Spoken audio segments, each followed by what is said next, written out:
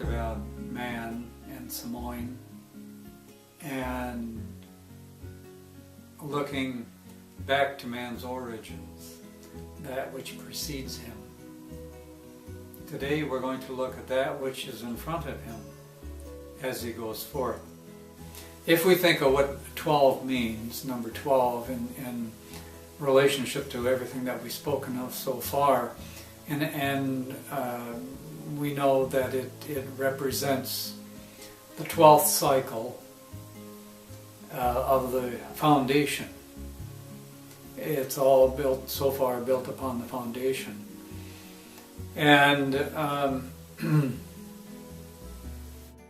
then we introduced something on number 10, which was complete, in which we spoke about the soul that came out of the foundation. The one being the foundation and the soul being the zero. And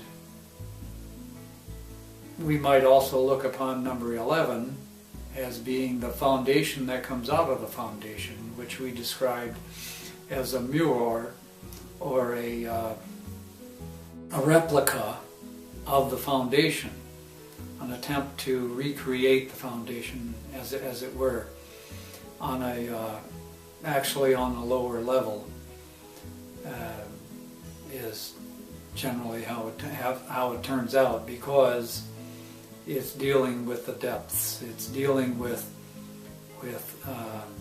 imperfection, as it were, and only Jehovah is all perfect. So when we get to number 12, which is man, well, 2 it represents, among other things, wisdom. So 2 is the wisdom that comes out of the foundation. This is what man represents. One of the things that mankind represents, the human as a species, male and female, we represent.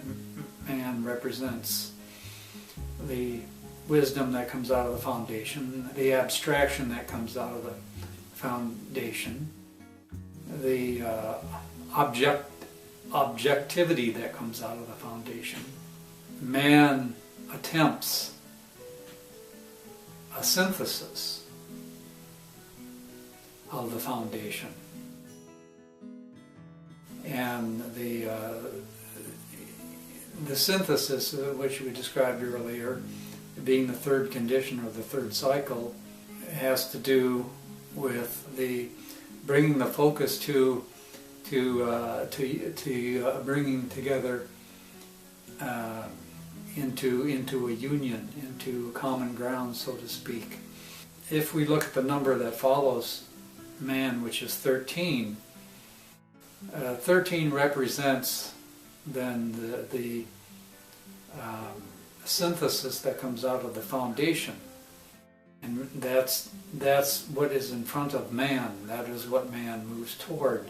How successful he is with that, or unsuccessful, will depend upon the choices that he or she makes, and mankind makes.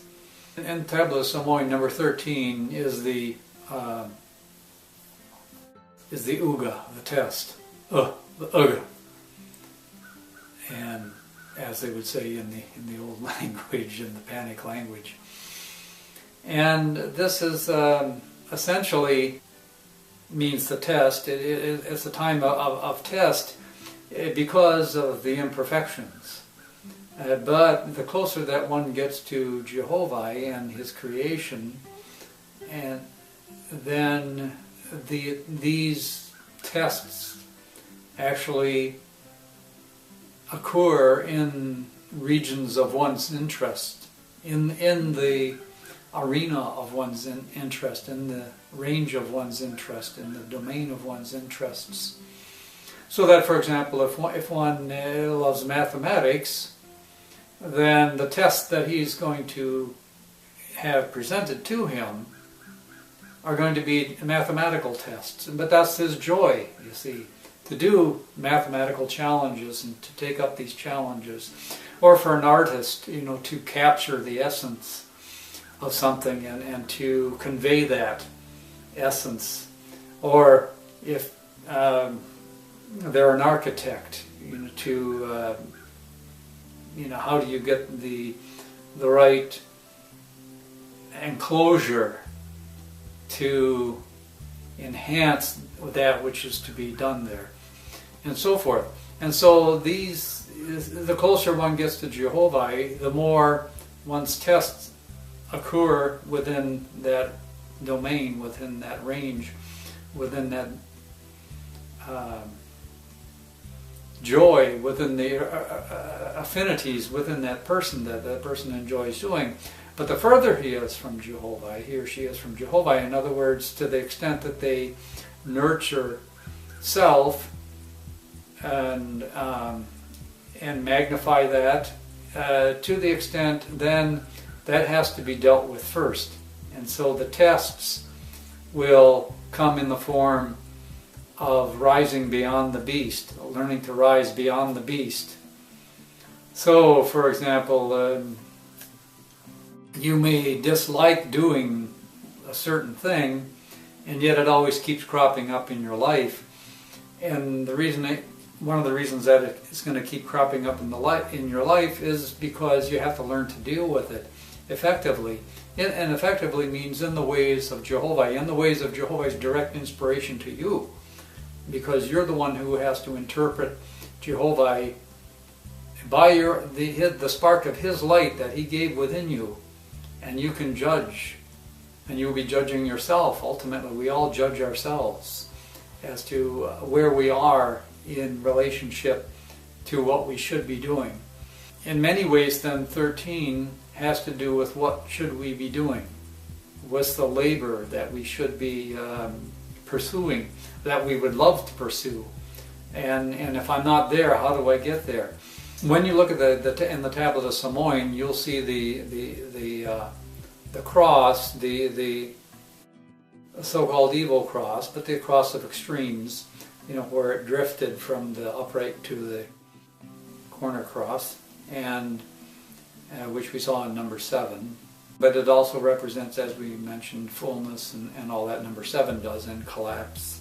Man is lashed to that. Well, all people are lashed to that.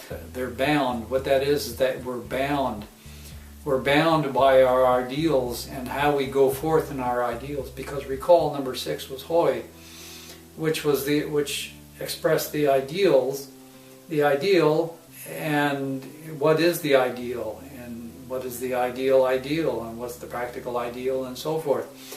And it wasn't just the ideal, but where we fall short, it can become poison. But anyway, man takes this ideal and he goes with it, he runs with it, he goes with it, and he takes it to its fulfillment or to its extreme in order to experience all that. And as we mentioned, even if man doesn't actively take it forward to the extreme, it can drift. It will drift. Jehovah's creation has this sort of as a drift to it, sort of an unwinding, as it were. The feminine aspect of the creation, the relaxation and the flowing with the flow, rather than creating the flow oneself, which is more the going forth, the male aspect, which again everybody has, whether male or female.